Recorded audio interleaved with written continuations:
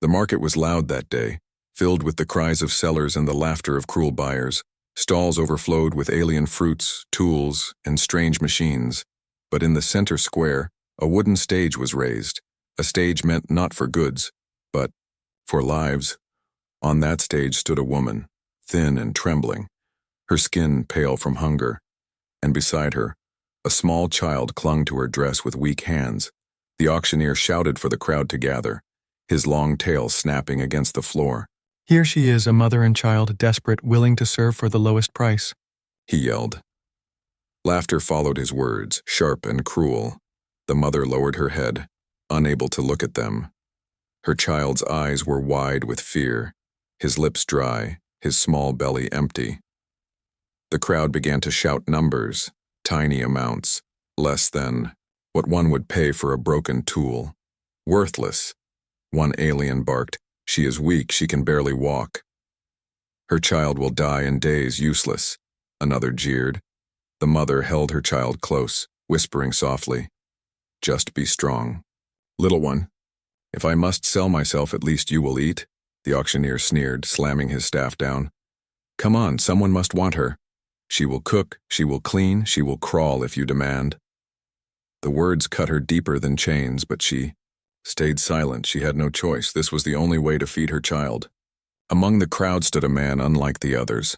A human, tall, broad-shouldered, his clothes worn but clean. He didn't laugh, he didn't shout, he only watched. His eyes stayed fixed on the mother, on the way she clutched her child as if the world itself was against her. The bidding slowed, the numbers dropped lower and lower until even the auctioneer was frustrated. No one? No higher price? She is not worth even a handful of credits? More laughter rang out. "She should be thrown in the trash pit," someone yelled. The child began to cry, soft, broken sobs that echoed in the cruel air. The mother bent down, wiping her child's tears. "Don't cry, please, don't cry. I will make sure you eat," she whispered, though she did not know if it was true. Her heart broke, but she kept standing, hoping someone, anyone, would at least take them. And then it happened. A deep voice cut through the laughter, steady and calm. "I'll take her," the human said. The crowd turned, shocked into silence. The auctioneer blinked, his tail twitching. "You? A human? You want this one?" The man's eyes did not waver. "Yes," he replied. "Her and the child both," the aliens muttered among themselves. "Why waste money on her? He must be mad. He should let them rot." But the human stepped forward, pulling from his pouch not small coins, but a heavy bag, the clink of real credits echoing louder than any insult. He placed it on the table, and the sound silenced. The mockery at once. The auctioneer grinned, greed in his eyes. "Sold," he shouted, slamming his staff down. The mother froze, her heart racing. Sold, yes, but to a human. What did that mean? Would he treat her worse than the others? Would he chain her, beat her, break her? She could not know. The human walked to the stage, his steps slow but strong. The crowd parted, whispering, watching. He stopped before her, meeting her eyes for the first time.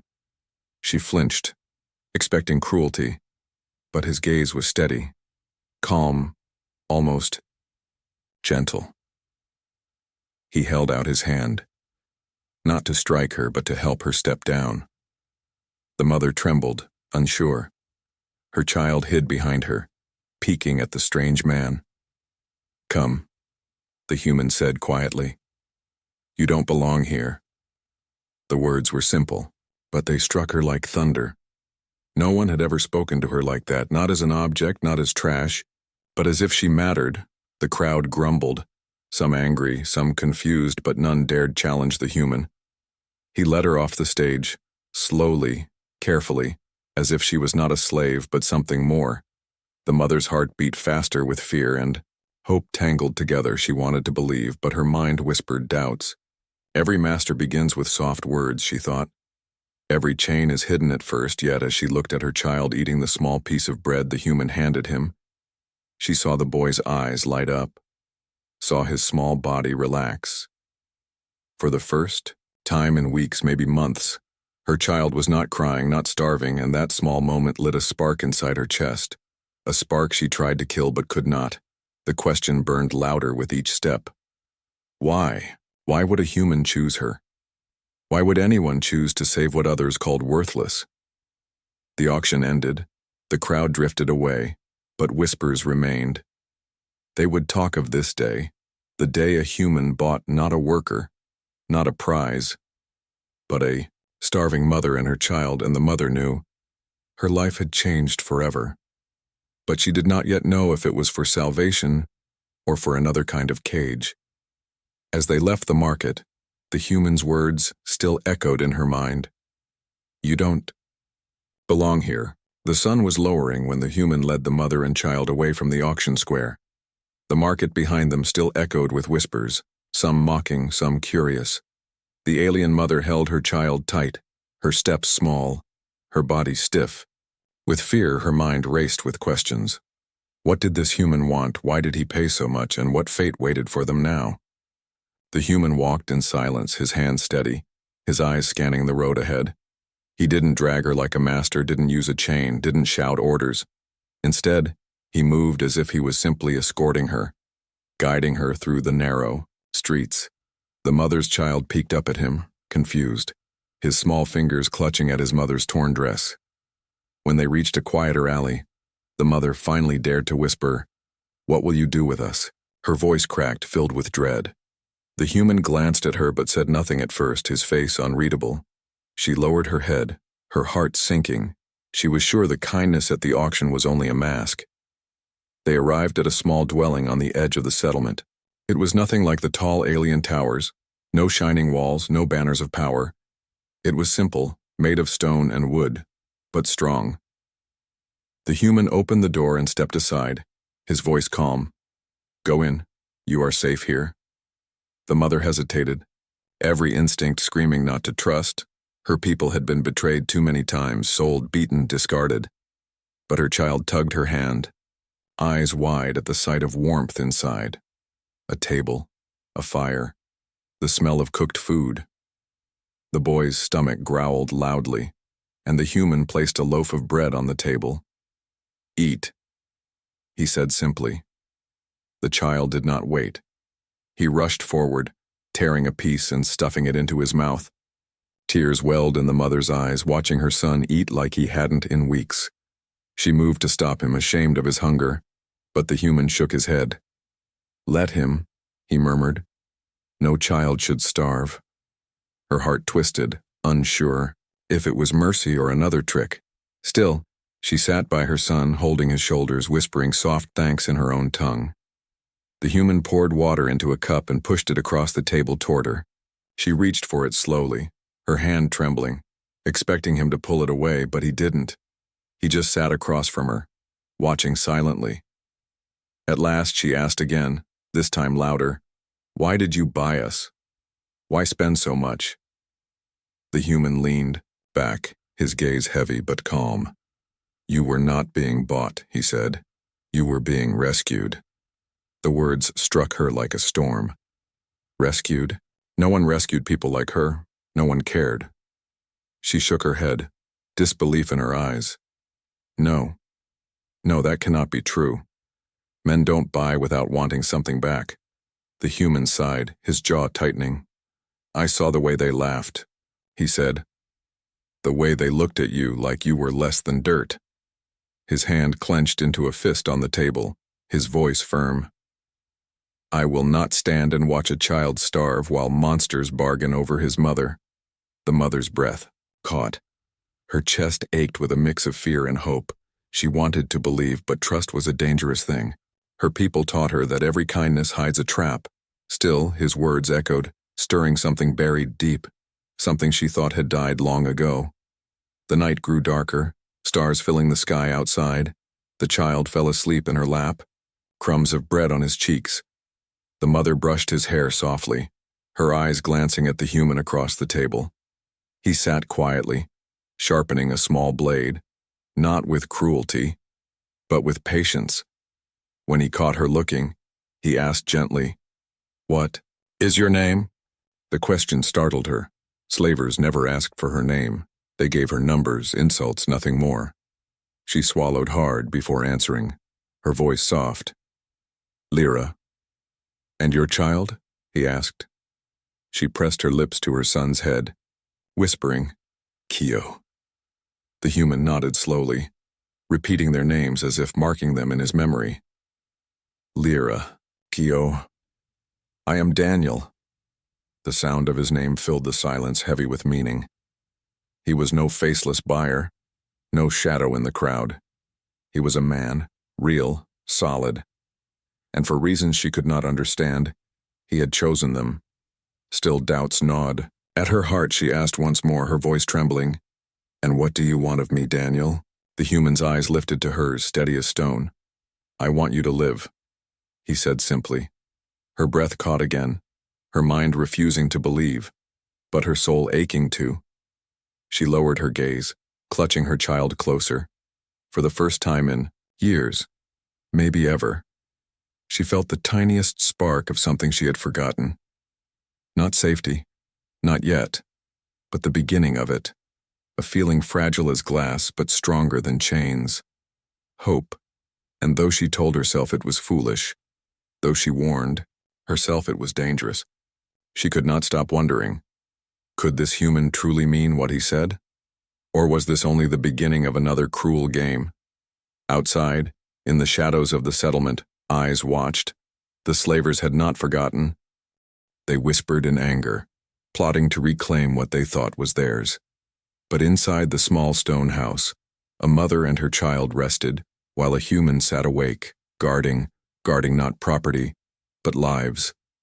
And in that moment, Lyra did not know that this choice of his would change everything, for her son, and for the human himself. The morning light spilled through the cracks of the stone house, touching the faces of the small family inside. Lyra stirred awake, her body stiff from sleeping on the floor, her son curled in her arms. For a moment, she almost forgot where she was, until she saw the man sitting near the door, silent and still. The human, Daniel, hadn't slept, his eyes sharp as if guarding against shadows that only he could see. Lyra's first thought was fear. Was this his home? His trap? Would he demand from her now what others had always demanded? She held her son tighter, her heart beating faster. But Daniel only stood, stretched his shoulders and walked toward the fire to light it again. He spoke without looking at her. There is water outside. You can wash. The boy, too. His words were simple, without command, almost as if he was offering a gift. Lyra hesitated, unsure if it was real kindness or just another test. Still, her son, Keo, tugged her hand eagerly, whispering, Mama, can we? Please. His innocent voice broke her walls and she nodded softly. Together they stepped outside, and for the first time in weeks, they touched clean water. Keo laughed as he splashed his hands. The sound of his joy struck Lyra's heart. It had been so long since she heard her son laugh. She washed his face, his small body, and for a moment he looked less like a starving child and more like the boy he once was. Tears stung her eyes, but she hid them, afraid of showing weakness. When they returned, Daniel had placed food on the table again, bread, a bowl of stew, and clean cups of water. The smell filled the room, warm and strange. Lyra froze, suspicious. Why do you give this to us? Daniel looked at her calmly. Because you need it. He said it like it was the simplest truth in the world. They ate slowly, Keo with delight, Lyra with hesitation. Every bite tasted like hope. Yet she feared. It was poison in disguise. Her eyes never left Daniel as he moved around the house, fixing small things, sharpening tools, keeping busy. He didn't touch her, didn't demand anything, and that unsettled her more than cruelty would have. Cruelty, she understood, but this was something else. Later that day, Daniel handed her a small blanket for Keo. Your son should not sleep cold, he said. Her lips parted, but no words came. No master had ever thought of her child before. She bowed her head, whispering so low he almost didn't hear. Thank you. but doubt still haunted her. As night came again, Lyra sat near the fire, her son asleep beside her. She looked at Daniel, who was repairing an old chair, his face calm in the firelight. Finally, she broke the silence, her voice shaking. "Why are you doing this? Why us?" Daniel paused, resting the tools in his hand. He leaned back, his gaze turning distant. "My people. Once we were slaves too," he said slowly. "We were taken, broken, treated like nothing. My father, he died in chains. My mother worked until her hands bled. I remember every day." His voice grew quieter but stronger. "I swore that if I ever had the chance, I would never let it happen again. Not to anyone." Lyra's chest tightened. She saw no lie in his eyes, only scars invisible to the skin. For the first time, she felt something shift in understanding, a fragile bridge between his pain and hers. But still, fear whispered in her heart. "What if you grow tired of us? What if you decide we are too heavy for you to carry?" She asked softly, Daniel's eyes locked on hers, his voice firm. "Then I will still feed you, still shelter you, because no one deserves the market." The fire cracked, filling the silence that followed. Lyra's tears slipped down, though she turned her face away, ashamed of her weakness. Her son stirred in his sleep, murmuring her Name? And she held him close. For once, she allowed herself to believe a little in Daniel's words. But outside, the world was not silent. The slavers had heard of the human's purchase. They whispered in dark corners, angry that their property had slipped away. They would not let it end here, not without payment. And though Daniel kept watch, he could not know how close the danger already was. Back inside, Lyra laid her son down gently, covering him with the new blanket. She looked around the small stone house, the cracked walls, the broken furniture. It was not much, but it was warmer than anything she had known in years. A home, broken yet real, and for the first time in her life she dared to think, could this be a place where she and her child belonged? Or was it only a fragile dream that would shatter the moment the slavers returned? The night stretched on, heavy with questions, but deep inside, Lyra could feel it. The spark Daniel had given her was no longer fading.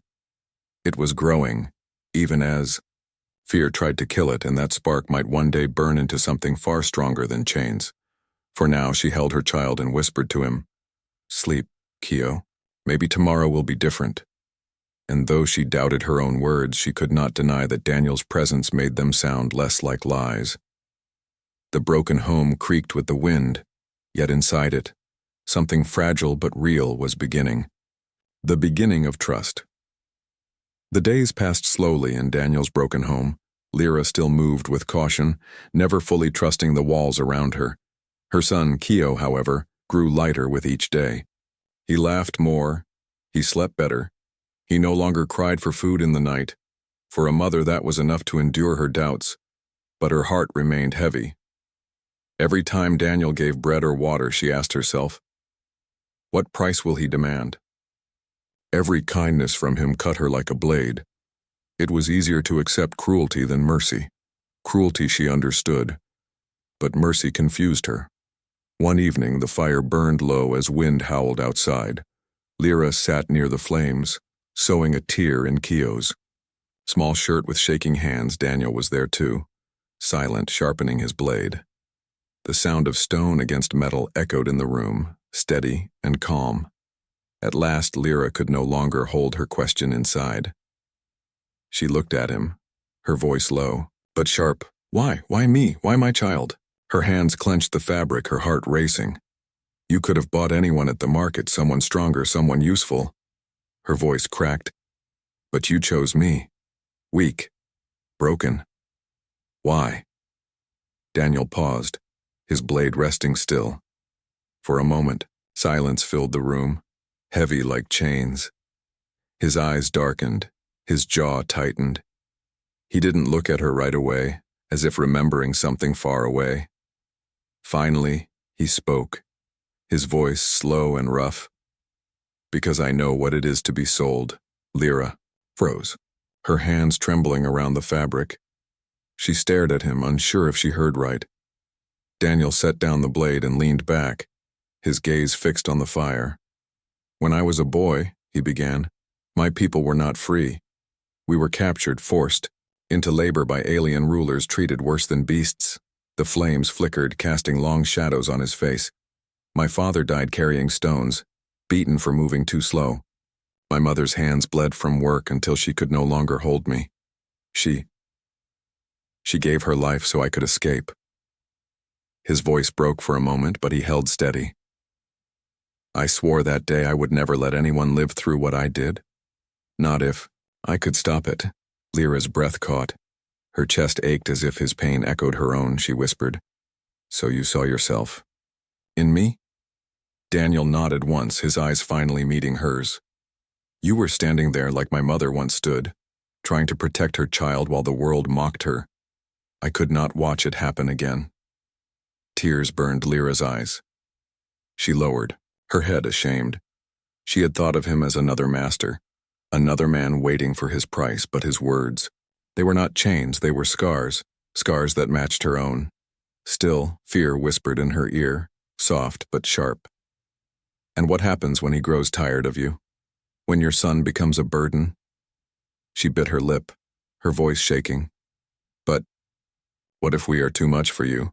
What if tomorrow you decide you regret buying us?" Daniel leaned forward, his voice like steel. "Then I will still feed you, still shelter you, because no one deserves that auction. No one."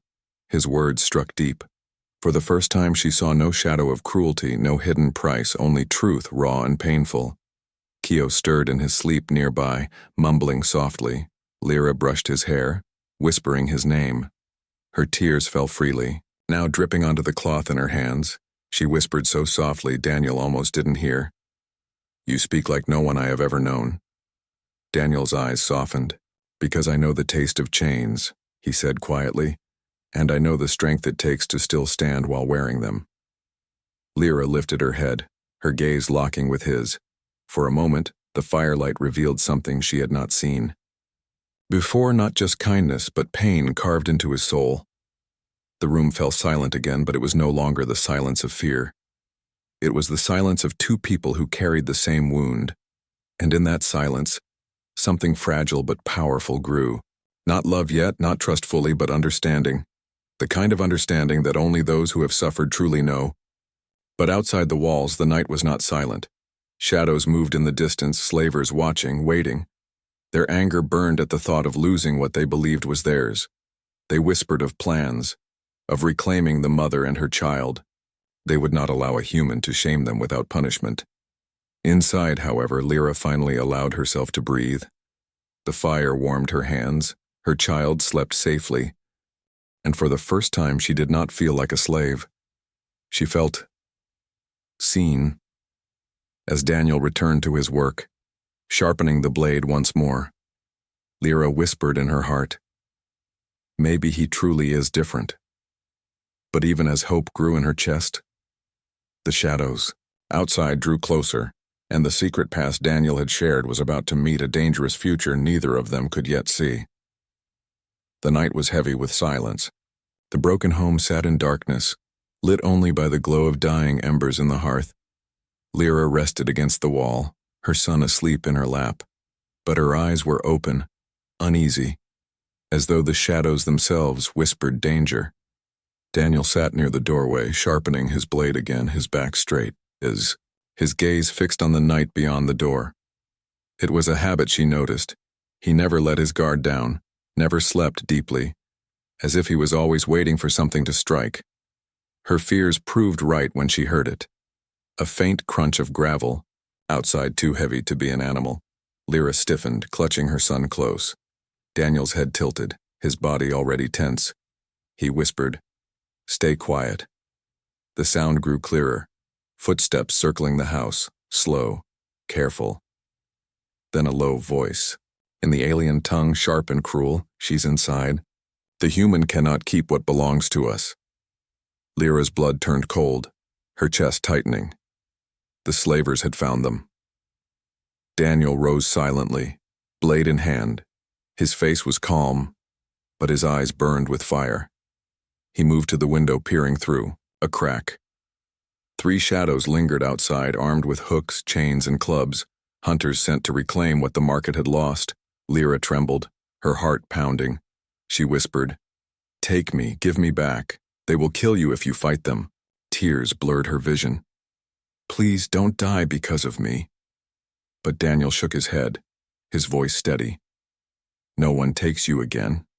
No one." Before she could answer, the door burst open with a crash. The hunters stormed inside, their teeth bared, their eyes filled with greed and rage. "Human," one snarled. "Hand over the woman and child. They are ours by law." Daniel stepped forward, blade raised, his voice like stone. "Not anymore." The first hunter lunged, swinging a chain. Daniel caught it with his arm, pain flashing across his face, but he moved fast, driving his blade into the attacker's side. The alien screamed, stumbling back, blood dark against his scales. The other 2 rushed in, one aiming for Daniel's chest, the other circling toward Lyra and Keo. Lyra's scream cut the night, clutching her son tighter. "Stay behind me," Daniel roared, spinning to block the blow. His blade clashed with the hunter's club, sparks flying in the firelight. The third hunter sneered at Lyra. "You thought you were free? You will crawl again," he hissed, reaching for her arm. But, before his claws touched her, Daniel slammed into him, knocking him to the ground. His blade pressed against the alien's throat.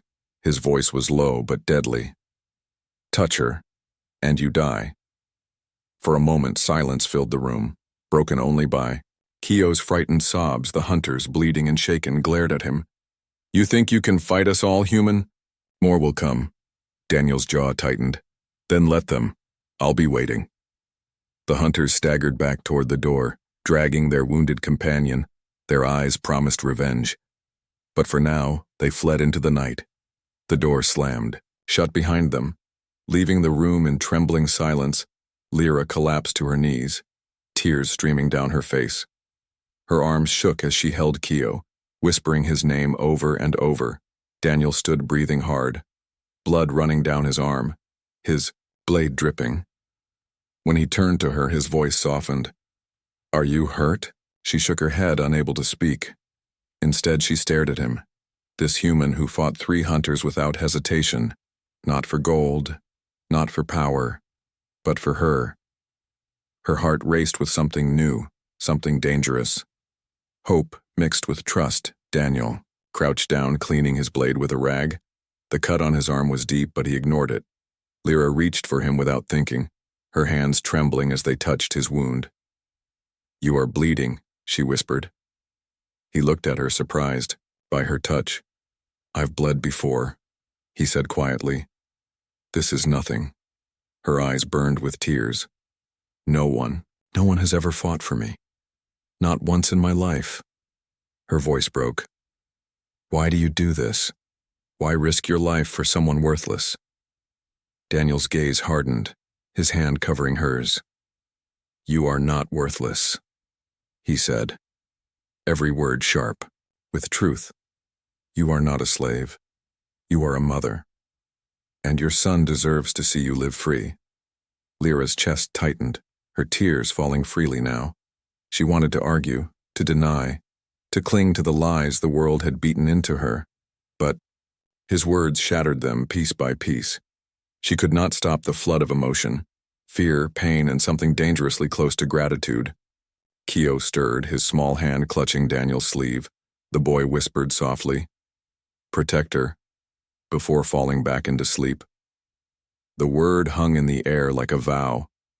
Protector, not master, not buyer. Protector. Daniel glanced at Lyra, his expression unreadable, but she saw it, the weight of his promise, the unspoken truth in his eyes. He would fight again and again. If it meant keeping them safe outside, the slavers plotted, their rage growing. They would return, stronger, with more men. But inside the broken home, the bond between human, mother, and child grew stronger too. A bond forged in blood and defiance. And, though fear still clung to Lyra's heart, she whispered to herself, holding her child close, Maybe we are not alone anymore. The night was far from over, the threat had only begun, but in that fragile home, something unbreakable was being born. The first spark of belonging. The broken home smelled of blood and smoke. The floor still. Bore marks where the hunters had fallen. Lyra sat against the wall, clutching her child, her heart still racing from the attack. Daniel stood at the door, his arm wrapped in cloth, watching the night with eyes that refused to close. The silence was heavy, broken only by the crackle of fire. Keo slept fitfully, whispering in dreams, his small hand clutching his mother's dress. Lyra's gaze lingered on Daniel's wounded arm, the cloth soaked with red. Every instinct told her to stay quiet, to keep distance, but something stronger pulled her forward. She rose slowly, crossing the room with trembling steps. "Let me see your arm," she whispered. Daniel shook his head, his voice firm. "It's nothing." But Lyra knelt before him, gently pulling the cloth aside. The cut was deep, angry, and raw. Her hands shook as she tore a strip from her own dress. She pressed it against the wound, her voice breaking. "You bleed because of me. Because of us?" Daniel's eyes softened, though his face remained calm. "I bleed because it was right," he said simply. Her tears fell, hot against her cheeks. "No one ever thought I was worth bleeding for," she whispered. Daniel held, her gaze, his voice steady as stone. Then they were blind. Her heart trembled at his words. For years she had lived as if her life was nothing. But this man, this human, spoke as though she carried value. It frightened her more than chains ever did, because part of her wanted to believe him. The night stretched long, but dawn finally touched the horizon. The air smelled of dust and iron. Daniel stepped outside. Scanning the fields, Lyra followed, clutching her child's hand. In the distance, dark shapes moved, more hunters gathering. Her breath caught in her throat. "They're coming back," she whispered. Daniel's jaw tightened, his grip on the blade firm. "They won't stop," he said, "not until they think they own you again." Fear shook Lyra's bones. She turned to him, desperate. "Then give me back. If they want me, let them take me. You don't have to die for me." Her voice cracked. "You don't even know me." Daniel turned to her sharply, his eyes blazing. "I know enough," he said. "You are a mother who would sell herself to keep her child alive. You are stronger than any of them, stronger than you think.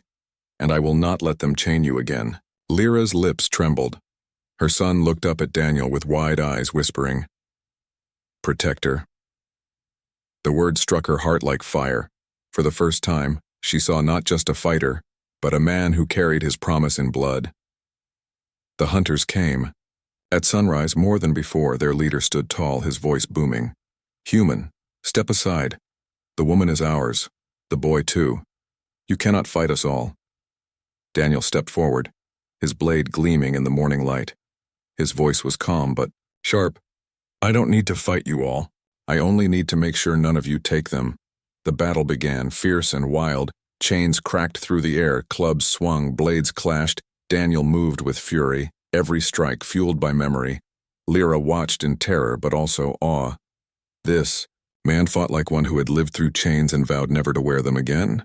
One hunter grabbed Lyra's arm, dragging her back. She screamed, clutching Keo. But Daniel roared, slamming into the attacker, driving him to the ground.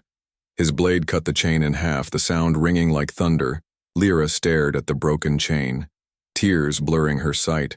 The symbol of her life, snapped by human hands. The hunters fell one by one, some fleeing, some broken. The ground was stained with dust and blood. Daniel stood in the middle, his chest rising and falling, his blade heavy with use. Lyra rushed to his side, tears streaming down her face. "You broke their chains," she whispered, her voice trembling. "You broke my chains." Daniel looked at her, his eyes steady despite the blood on his face. "You were never meant to wear them," he said. "You were never theirs." Her knees buckled and she sank to the ground, clutching her child. For the first time in her life, she felt it. Freedom, fragile but real. Not because the slavers allowed it, but because someone had fought for it, because someone believed she was worth it. Keo wrapped his small arms around Daniel's leg, whispering, "Don't leave us." Daniel knelt, placing a hand on the boy's head, his voice soft. "I won't." Lyra's tears fell harder. Her heart pounded with fear and gratitude tangled together. This man was not her master, not her buyer, he was her shield. And in that moment she knew her life had changed forever.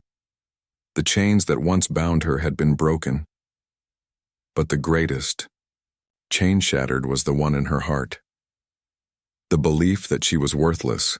Daniel's actions burned that lie away, leaving only truth. She was not worthless. She was someone worth saving. Outside, the fields lay quiet. The hunters had fled, their pride crushed, but they would not forget. They would return with greater force. The danger was not over. But inside the broken home, something unshakable had been born. Lyra looked at Daniel through her tears, her voice soft but strong. "Why risk so much for me?" Daniel's reply was quiet, but it carried the weight of a vow. "Because you are not for sale. You are not chains. You are more." And in that fragile dawn, Lyra believed him. The morning after the battle was strangely quiet. The broken home smelled of ash and blood, but no enemy stood outside. For the first time, the ground was still, the air calm. Yet inside, hearts were restless. Lyra sat near the fire, her son asleep against her chest. Her eyes followed Daniel as he cleaned his blade. Every cut and bruise on his skin reminded her of the fight. Every drop of blood he shed echoed in her heart. He had risked his life again and again, not for gold, not for gain, but for her. She wanted to speak, but her voice trembled. What words could capture what she felt? How could she tell him what it meant to see a man fight for her when no one ever had? Her lips moved, but the words died before they reached the air. Daniel broke the silence, his voice steady. "They'll come again. More of them, stronger. Slavers never forget what they lose." Lyra's chest tightened, her fear rising. She whispered, "Then you should leave us. If they want me, let them take me. You don't have to die for us." Daniel turned sharply, his eyes burning. "No," he said firmly. "I didn't save you to watch you be taken again. I didn't fight to see you chained once more." His voice softened but held unshakable truth. "You are free now, and no one touches you again. Not while I breathe." Tears filled Lyra's eyes. Her hands shook as she looked down at her son, sleeping peacefully. Her heart whispered that she should not believe, that trust only leads to pain. But another voice inside her grew louder, a voice born from Daniel's actions, a voice that said maybe, just maybe, this human was different. Later that day, Daniel built a small fence outside, his hands steady even though his body still ached. Lyra watched him through the doorway. Her son ran into the sunlight, laughing, chasing shadows. It was the sound of a child who no longer feared hunger. Lyra's chest ached, her tears returning, not of pain this time, but of something else. Hope. When Daniel returned, sweat on his brow, he caught her staring. Their eyes met, and for the first time, Lyra did not look away. Instead, she spoke softly. "Why? Why do you keep fighting for me? For us?" Daniel wiped his hands, his gaze steady. "Because you are worth it," he said simply. Her lips parted, her breath caught. Those words shattered the chains left inside her heart. Worth it. She had never heard those words before, not once. Her people had called her weak, useless, trash. The slavers had called her property. But Daniel, this human, called her worth it. Her tears fell hot and uncontrollable. She covered her face, whispering, "I don't know how to be free. I don't know how to believe you." Daniel stepped closer, his voice low and gentle. "Then let me show you. Not with chains, not with commands, but with time." She lowered her hands, meeting his eyes, and in that moment, she saw not just a fighter, not just a man. She saw someone who carried scars like hers, someone who chose to turn his pain into protection, not cruelty. Keo ran up then, holding a small flower he had found in the field. He pressed it into Daniel's hand, smiling. For you, protector. Daniel froze for a moment, staring at the flower in his palm. Then he smiled, small but real. For me? Thank you, Keo. Lyra's heart swelled as she watched her son trust him so easily. Children never lie. If Keo saw Daniel as protector, then perhaps it was true. Perhaps she could let herself see it too. That night, when the fire burned low, Lyra sat beside Daniel closer than before. Her son slept nearby, safe and warm. She turned to Daniel, her voice trembling but strong. You didn't buy me to own me. You bought me to save me. Her tears shimmered in the firelight. And now, my heart belongs to you. Daniel's eyes softened, his voice low. I don't want your chains, Lyra. I don't want your fear. I only want you as you are. Free. He reached out, not with command but with open hands. Lyra placed her trembling hand in his, and for the first time in her life, she did not feel fear in a man's touch. She felt warmth, strength, and belonging. In that moment, love bloomed. Fragile, new, but powerful. Love not built on chains or ownership, but on sacrifice, trust, and freedom. The world outside was still dangerous. The slavers still plotted. But inside the broken home, something greater had begun. A bond between a human, a mother, and her child. A bond stronger than steel, stronger than chains. Lyra whispered into the night, her voice soft but certain. No price could buy me, but your love has freed me. And Daniel, scarred and weary, held her hand tighter, knowing that in choosing her he had chosen more than survival. He had chosen a future, one where love, not chains, would carry them forward. The auction had taken her dignity, the slavers had taken her hope, but a human had given her something no one else dared.